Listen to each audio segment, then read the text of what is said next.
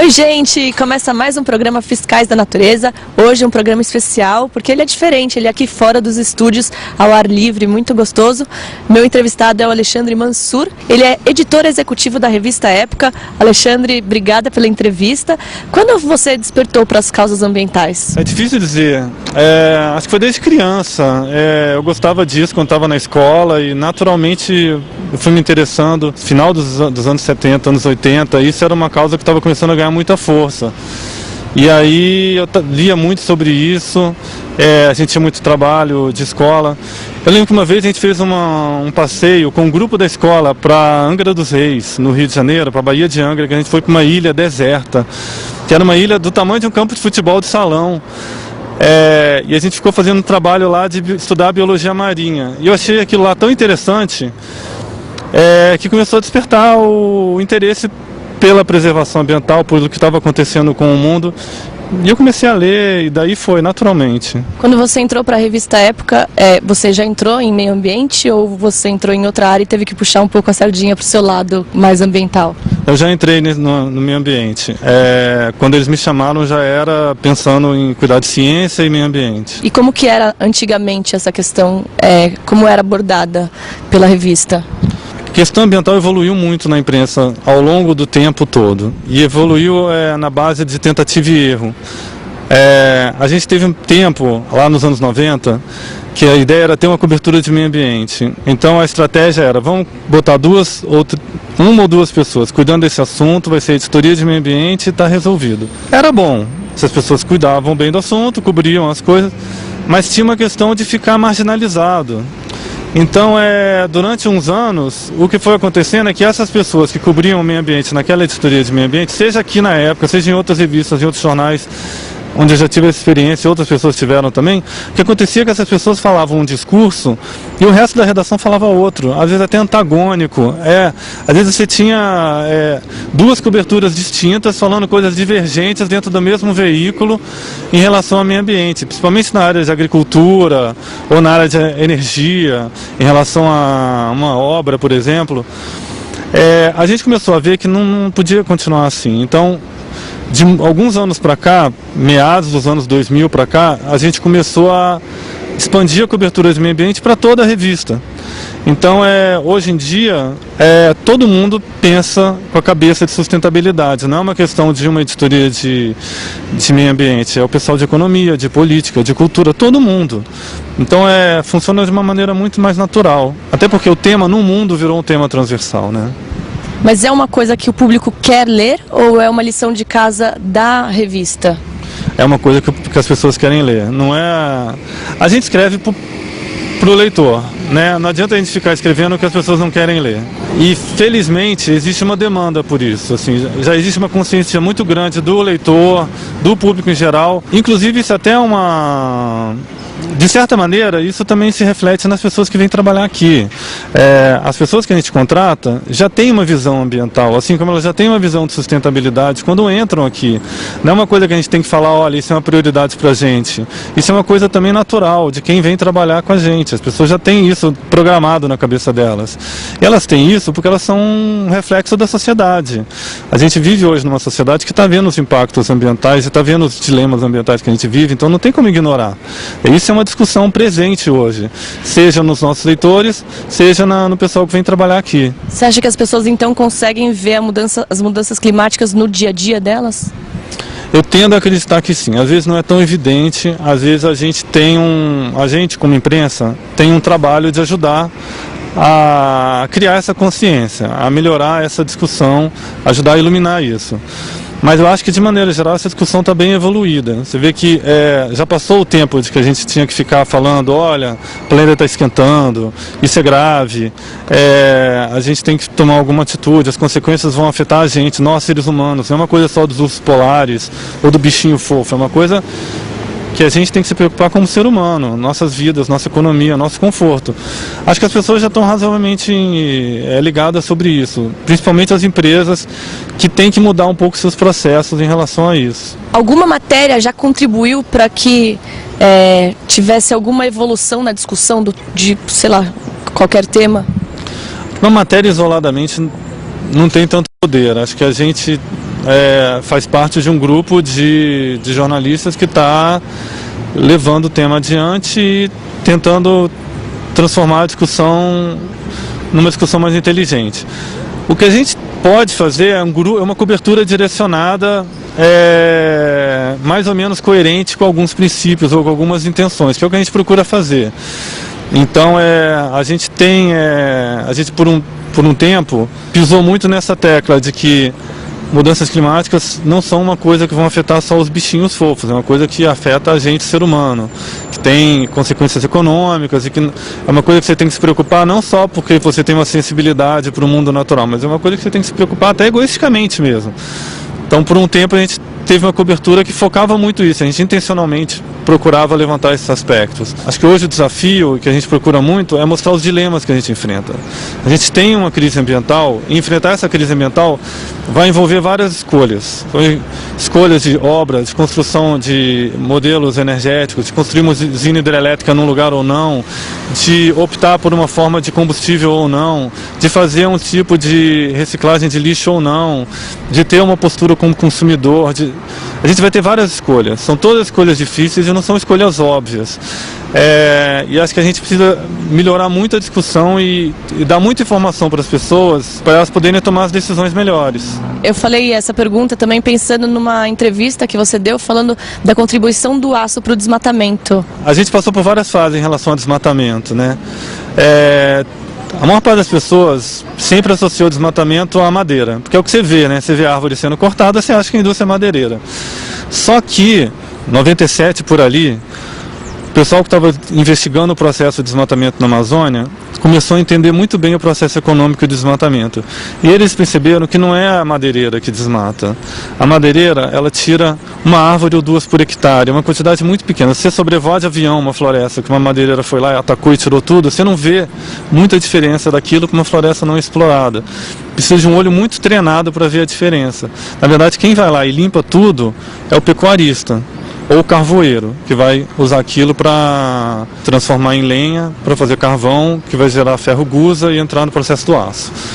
Mas as pessoas sempre estavam ligadas na madeira, porque é o que você vê, é o que você mais facilmente identifica. E foi onde surgiu também os primeiros movimentos de criar algum tipo de controle, certificação, foi na indústria madeireira. Então era ali que o pessoal atacava mais. De lá para cá, o nosso desafio é ir mostrando para o leitor, para o consumidor e para o tomador de decisão que o processo de desmatamento é movido por outras causas, inclusive outras mais fortes. Então, depois da madeira, a gente passou muito tempo batalhando. A pecuária, olha, quem limpa de verdade é o pecuarista. O pecuarista é quem entra e faz um acordo com o madeireiro. Inclusive, eu já tive conversas com madeireiros, dos mais bandidos possíveis, e às vezes os caras falavam, olha, eu não tenho opção. O pecuarista chega para mim e fala, vem, isso aqui está a área, ou você tira a madeira, ou eu vou tacar fogo e vou queimar, e a madeira vai virar lenha, porque eu vou limpar isso tudo para botar pasto. Então o cara falava, eu não tinha escolha. Na verdade ele tinha, né? Ele podia não se envolver nesse processo. Mas o fato é que quem estava movendo era o pecuarista. A madeira financia a pecuária. Então durante muito tempo a gente focou nesse negócio da pecuária, até que isso virou um tema. O pessoal da soja também achou que não fosse chegar neles. Teve um período, foi anos 2000, início dos anos 2000, o pessoal da associação de soja falava, isso não vai chegar aqui. Ninguém vai atacar a soja por desmatamento. Por quê?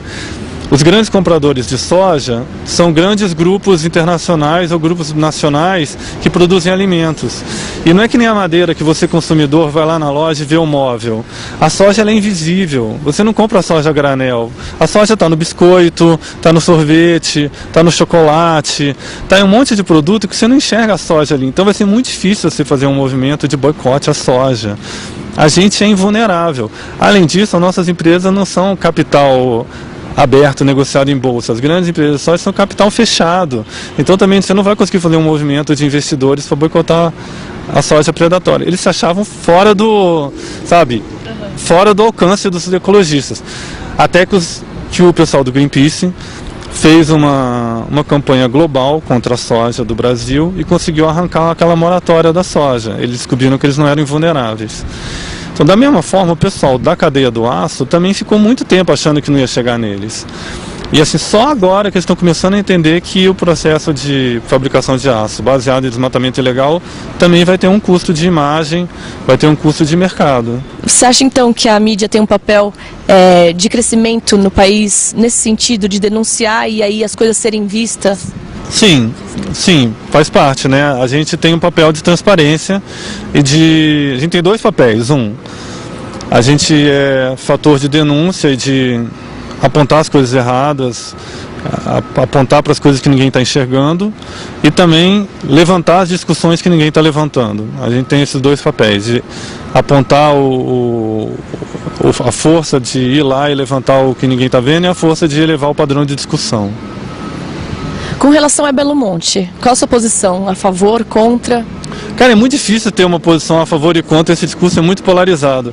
Mas é interessante que ele está levantando uma outra discussão maior a respeito de energia hidrelétrica. Que a gente no Brasil ainda não conseguiu ter essa discussão no nível que a gente deveria. A gente tem um modelo de energia limpa no Brasil. A gente tem um modelo de energia baseado em produção de hidrelétrica, que basicamente tem uma emissão muito baixa. Tem algumas pessoas que falam que tem uma emissão alta de metano dos reservatórios, mas já tem algumas pesquisas sérias sobre isso que falam que essa emissão é pequena, ou seria pequena.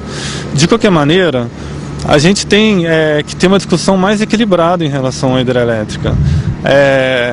Não que ela não tenha impacto, mas às vezes o impacto não é exatamente onde a gente está enxergando. O impacto de desmatamento de uma hidrelétrica, por exemplo, não é exatamente a área que é alagada. É quando vem aquelas pessoas todas para a obra, ou toda aquela atividade econômica atraída pela obra, e aquilo tudo estimula uma ocupação ilegal da área do entorno, e aquilo tudo provoca grilagem, desmatamento ilegal, ocupação para pecuária, ocupação econômica sem regulamentação, construção de estradas ilegais.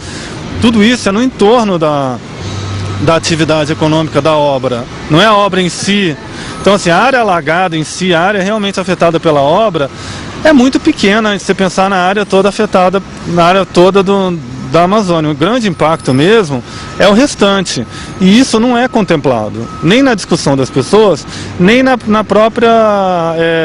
próprios cuidados de mitigação da obra. Quando você olha o relatório de impacto ambiental, eles não olham isso. A concessionária que constrói a obra, ela não se acha responsável por isso, o órgão ambiental não se acha responsável por isso, e ninguém se envolve com isso. Eles só ficam pensando ali naquela areazinha direta de influência da obra. Então, assim, a gente tem que ter discussões de outra ordem em relação a hidrelétricas de forma geral. E a gente precisa dessa energia, de alguma maneira. Se a gente não for produzir energia hidrelétrica, a gente pode até investir em outras formas de redução de consumo de eletricidade, por eficiência energética, mas alguma hora a gente vai precisar de energia. Alexandre, qual a sua opinião, qual a sua posição sobre o Código Florestal? É uma discussão que está se alongando há muito tempo, né? Mas também é uma discussão que a gente também tem que alcançar um outro nível. E é bom que, em alguns momentos, o setor ambiental senta para negociar com o setor agrícola. Mas, assim, realmente tem problema dos dois lados. O fato é que você tem um código que hoje não funciona. Ele não protege as florestas. E é interessante que a maior parte do desmatamento de verdade, ele ocorre em áreas ilegais. Ele nem seria afetado pelo Código Florestal, porque a maior parte do desmatamento, por exemplo, na Amazônia, ele ocorre em área pública. O Código Florestal é para regular áreas privadas. Uma área pública invadida na Amazônia não está sob regência do Código Florestal. E o Código Florestal provavelmente ele precisa de algum ajuste porque ele é muito antigo, foram feitas várias emendas e hoje, mesmo um produtor que queira trabalhar dentro da lei, é difícil. Tem muitas coisas que não são flexíveis o bastante. Agora, é claro que tem um grupo de setores da agropecuária que não está interessado em ter uma produção à altura dos tempos atuais, das necessidades atuais de sustentabilidade. Eles estão a fim de trabalhar como eles sempre trabalharam na época do coronelismo, na época do corte e queima. E esse pessoal está apenas buscando brechas na legislação para continuar trabalhando da maneira predatória como eles sempre trabalharam. Acho que é um momento da gente ter um diálogo entre o setor moderno da agricultura brasileira, que é vulnerável a exigências de mercado, a regulamentações, a exigências do consumidor, e um setor instruído dos pesquisadores, dos cientistas, dos ambientalistas, para a gente tentar chegar num consenso produtivo, né? Como que você é com relação ao futuro? Percebendo que está realmente devagar as ações, nossas ações aqui, principalmente no Brasil, e sabendo que a gente tem que correr contra o tempo, né? Por tudo que a gente já fez e continua fazendo ainda. Às vezes eu fico meio desesperado, eu fico olhando assim, cara, será que as pessoas não estão vendo para onde a gente está indo? Mas em geral eu sou otimista. Nós, como seres humanos, nós temos a capacidade de inovar muito. A gente desenvolve tecnologias mais limpas, a gente tem essa capacidade de se adaptar. A gente já passou por períodos muito mais difíceis com muito menos inteligência disponível. Obrigada pela entrevista, adorei. Foi bem gostoso o bate-papo aqui.